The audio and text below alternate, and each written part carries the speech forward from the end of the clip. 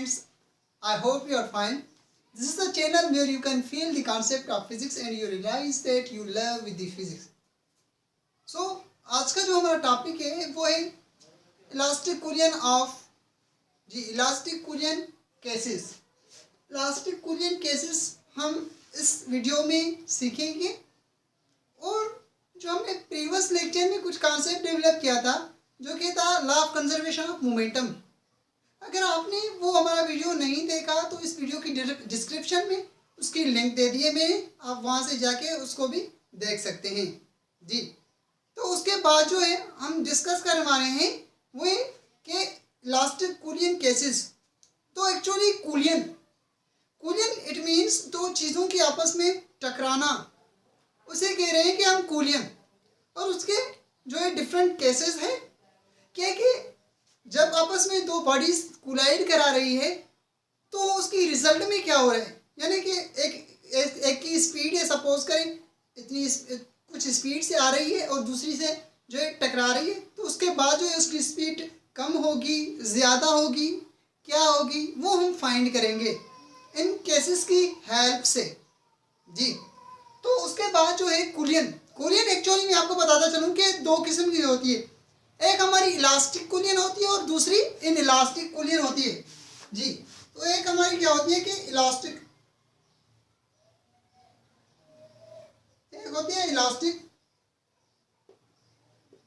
Elastic कुलियन और दूसरी होती है क्या, इन इलास्टिक कुलियन। तो इलास्टिक कुलियन एक्चुअली क्या होती है, उसके बाद हम in elastic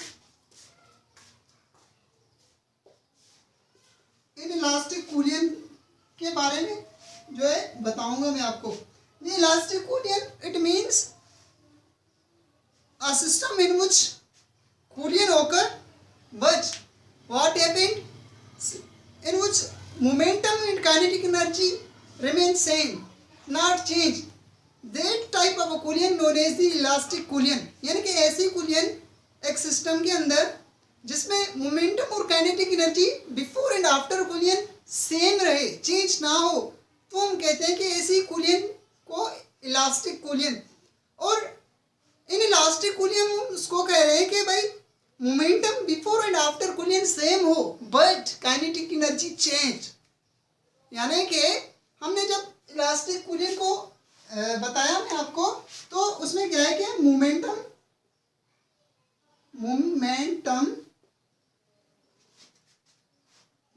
and kinetic energy both same.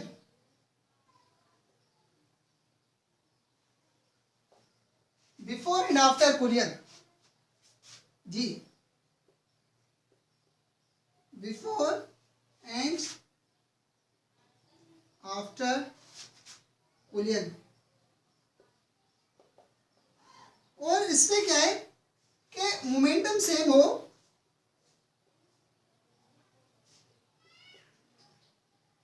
Momentum not change but kinetic energy change before as well as after collision जी।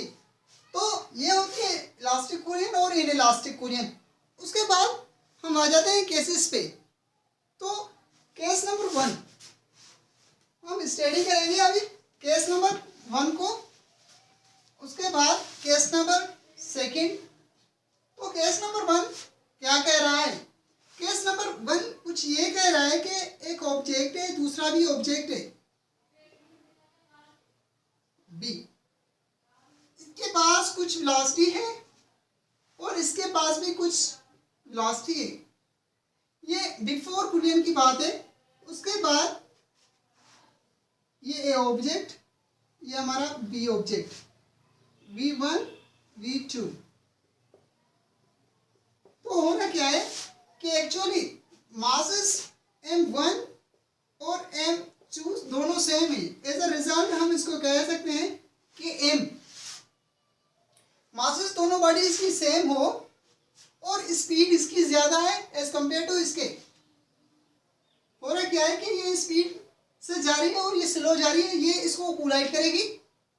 और बिफोर कुलियन क्या होगा, अगर इसकी स्पीड ज़्यादा थी तो बिफोर कुलियन जो है फाइनल वेलोसिटी इसकी क्या होगी, फाइनल स्पीड इसकी क्या होगी, और इसकी फाइनल स्पीड क्या होगी वो हम फाइंड करेंगे with the help of this formula.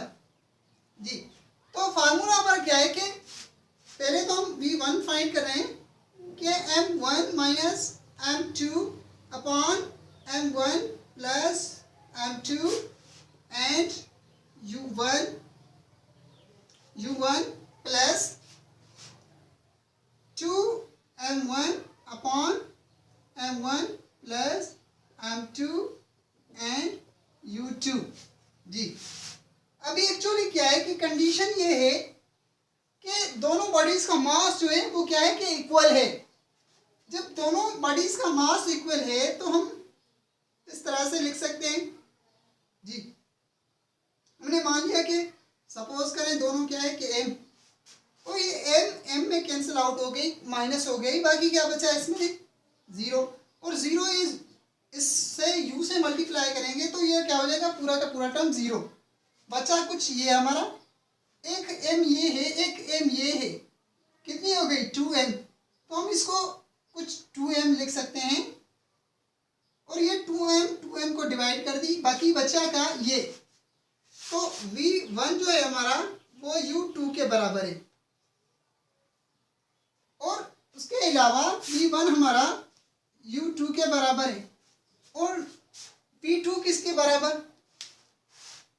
v2 किसके बराबर, वो हम v2 के इक्वेशन की हेल्प से जो है हम फाइंड करेंगे उसका वैल्यू। जी, v2 equals to 2m1 upon m1 plus m2 u1 plus m2 minus m1 upon m1 plus m2 u2। जी, अभी क्या है कि same is masses same, masses same, तो ये क्या हो गया m, और बीच में क्या है कि सब्ट्रैक्शन, ये आपस में सब्ट्रैक्ट हो जाएंगे, तो रिजल्ट क्या आ जाएगी इसकी 0, ये होगी 0, और इसके अलावा m ये है, m ये है, कितनी हो m हो गई टोटल 2m हो गई 2m, तो हम इसको 2m कर सकते हैं। जी, और m ने डिवाइड किया, बाकी बचा क्या ये, तो v2 equals to u1। It means हमने ये कॉन्सेप्ट डेवलप किया केस नंबर 1 से। केस नंबर 1 से हमने ये जो है मालूम किया कि हमारा जो u1 है वो इक्वल्स टू हो रहा है, यानी हमारा v1 है जो वो इक्वल हो रहा है किसके, u2 के, और v2 इक्वल हो रहा है किसके, u1 के। In case number 1 it means v1 equals to u2 and v2 equals to u1। उसके बाद हम आ जाते हैं केस नंबर 2 पे। केस नंबर 2 पे उसमें देखते हैं कि उसमें क्या हो रहा है। केस नंबर 2 में सेम एज दो बॉडीज, सेम एज दो बॉडीज, सेम एज दो bodies, equal mass, but one is at rest. एक उन दोनों में से क्या है कि रेस्ट में। अभी ये बॉडी आएगी, इसको कोलाइड कराएगी, तो ए बॉडी और बी बॉडी की v1 किसके बराबर होगी और v2 किसके बराबर होगी, वो हम फाइंड करेंगे। जी, तो v1 के लिए सेम एज फार्मूला उठाएंगे, कौन सा, ये वाला फार्मूला उठाएंगे। जी, क्या है कि v1 equals to m1 minus m2 upon m1 plus m2 u1 plus जी 2m1 upon m1 plus m2 u2। Same as u2 तो इक्वल्स टू 0 है। अगर ये 0 होगा तो ये इक्वेशन भी 0 हो जाएगी। बाकी हमारी इक्वेशन बची क्या? हमारी इक्वेशन कुछ ये बची, और इसमें क्या है, मासेस हमारे दोनों इक्वल है। जब मासेस इक्वल है तो ये आपस में कैंसिल आउट, एम एम से डिलीट हो गई, 0 बचा, और 0 यू से क्या 0। तो ये पूरी की पूरी इक्वेशन किसके बराबर हो गई? 0 के। उसके बाद हम आ जाते हैं V2 के पास। देखते हैं कि V2 के पास क्या हो रहा है जी। V2 के पास V2 का जब इक्वेशन लिख रहे हैं कि 2m1 upon m1 plus m2 u1 plus m2 minus m1 upon m1 plus m2 u2 जी। u2 तो फिर u2 0, u2 तो फिर u2 0, क्योंकि दूसरी बॉडी जो थी हमारी वो इज एट रेस्ट। और बची क्या ये जी, और बची क्या ये एक इक्वेशन। तो इसमें क्या है कि मास इज इक्वल जी। तो एक मास कितना हो गया? 2 मास। तो हमने यहाँ पर लिख दिया 2 मास। तो 2 मास में कैंसिल, बचा क्या ये। तो V2 इक्वल्स टू हो गया U1 के जी। तो हमने ये भी सेकंड केस जो है हमने देखा कि हो रहा क्या है कि पहले जो हमारी एक बॉडी ये थी, एक बॉडी ये, यानी कि ए बॉडी और बी बॉडी ये रेस्ट में थी। जब इसने इसको कोलाइड किया तो रिजल्ट में हमें क्या मिला कि ये जो है बॉडी ए बॉडी 0 आ गई, इसकी स्पीड क्या हो गई 0, और इसकी स्पीड कितनी हो गई? इसकी स्पीड V2 कितनी हो गई? U1 जितनी, यानी कि जितनी स्पीड थी इसकी कूलिंग के बाद ये स्टॉप हो गई और ये क्या है मोशन में आ गई जी। केस नंबर सेकंड कुछ ये कह रहा था। उसके बाद हम आ जाते हैं case number third. Case number third में कुछ ये है कि सपोज करें कि 2 बॉडी से एक बिल्कुल छोटी बॉडी है और दूसरी क्या है कि बहुत बड़ी बॉडी है, यानी M1 और M2।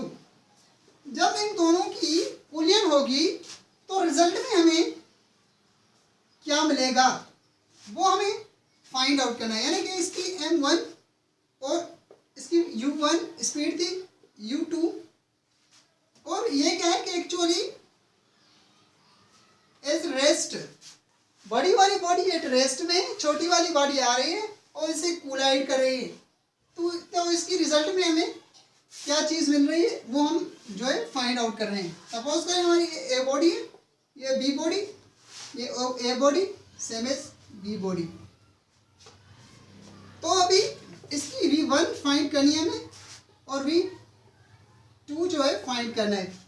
तो V1 के लिए सेम एज हम उठा रहे हैं कि भाई V1 इक्वल्स टू जी किसके M1 minus M2 upon M1 plus M2 U1 plus 2M1 upon M1 plus M2 and U2 जी।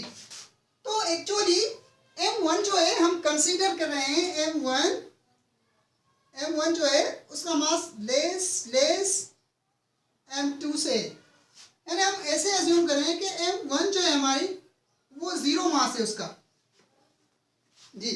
तो सेकेंड बॉडी जो है हमारी इज एट रेस्ट में, तो ये 0 हो गया, उसके पास वेलोसिटी ही नहीं है, इनिशियल वेलोसिटी 0 है, तो ये होगी 0।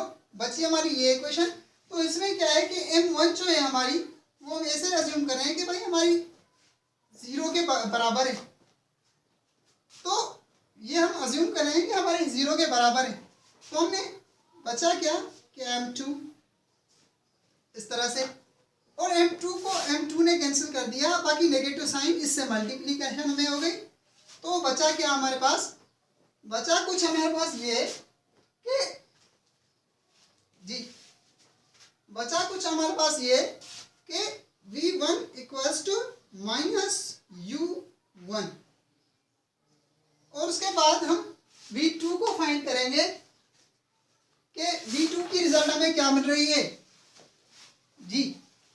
तो v2 का हम इस तरह से फाइंड आउट कर रहे हैं कि v2 equals to 2m1 upon m1 plus m2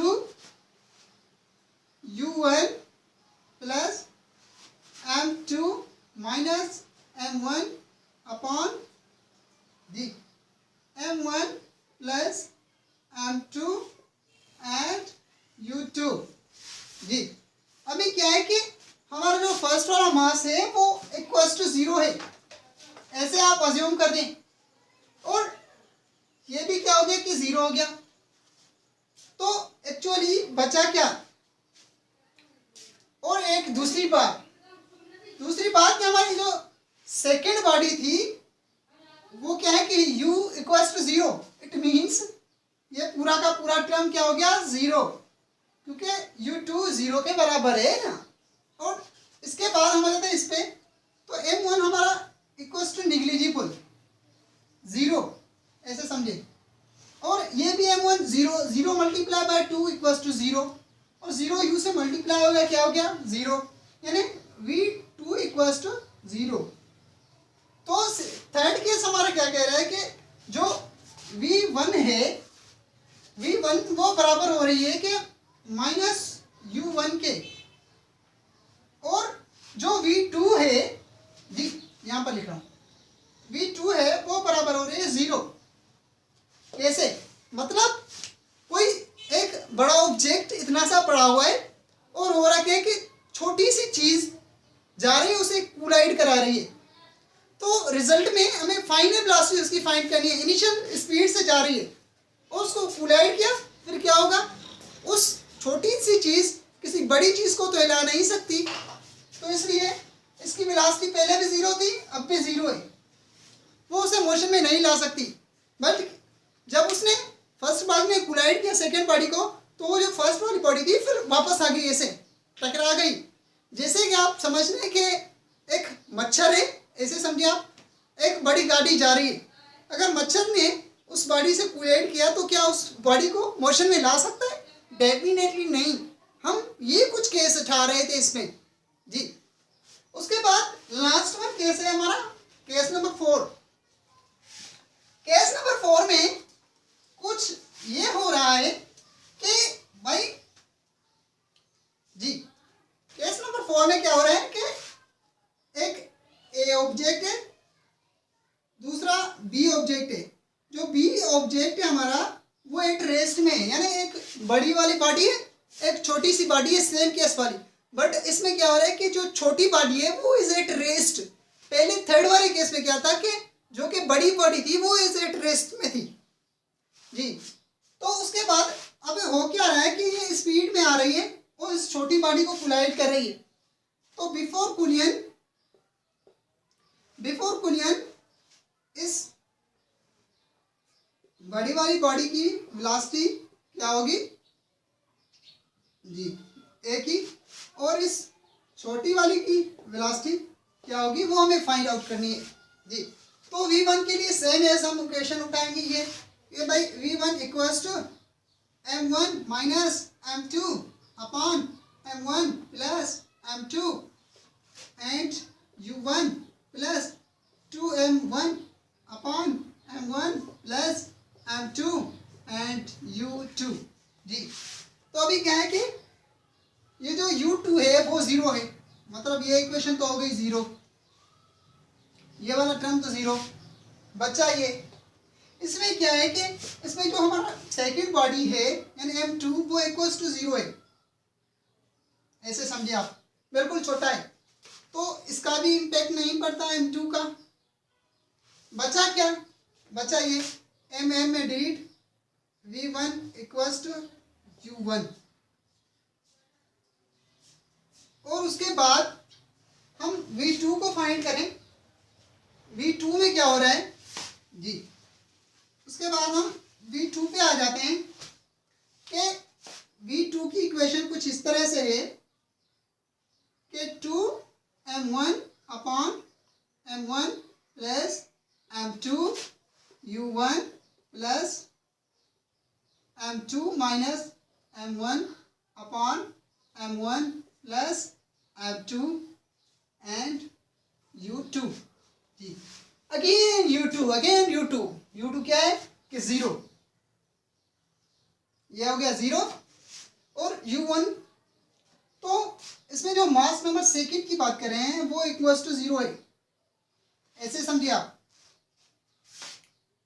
और बचा क्या ये, और 2 में कैंसिल, लास्ट में इसमें क्या हुआ, ये तो इक्वेशन 0 के बराबर है और इसमें v2 इक्वल्स टू 2u जी।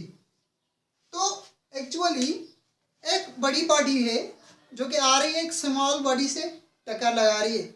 तो हो रहा क्या है कि जो बड़ी बॉडी है, सपोज करें आप एक मच्छर यहाँ पर खड़ा हुआ है और उस मच्छर को क्या है कि एक बड़ी सी गाड़ी आ रही है उसको टक्कर लगा रही है। तो क्या बड़ी गाड़ी उसको टक्कर लगाएगी तो वो रुक जाएगी, उसकी स्पीड में कमी आ जाएगी? डेफिनेटली नहीं। और क्या हो जाएगा, प्लस में क्या हो जाएगा कि मच्छर को उसकी ट्विस्ट में स्पीड आ जाएगी जी। हमें फोर्थ केस कुछ ये बता रहे हैं। तो फोर्थ केस में हमने ये सीखा कि v1 equals to u1 and v2 equals to 2u जी, 2u1 जी। तो ये था कुछ केसेस, मुझे उम्मीद है कि आपको अच्छे से समझ में आई होगी। अगर कहाँ पर आपको डिफ़िकल्टी हो रही है इस केसेस में तो आप कमेंट्स करके पूछ भी सकते हैं, इंशाल्लाह मैं आपको रिप्लाई दे दूँगा। और एक इम्पॉर्टेंट सी बात ये है कि अगर आपने हमारा चैनल सब्सक्राइब नहीं किया तो आप चैनल को ज़रूर सब्सक्राइब करें। उससे ये होगा कि आपको नोटिफिकेशन मिल जाएंगे और आप इजीली जो है हमारे वीडियोस देख सकते हैं। Thank you so much.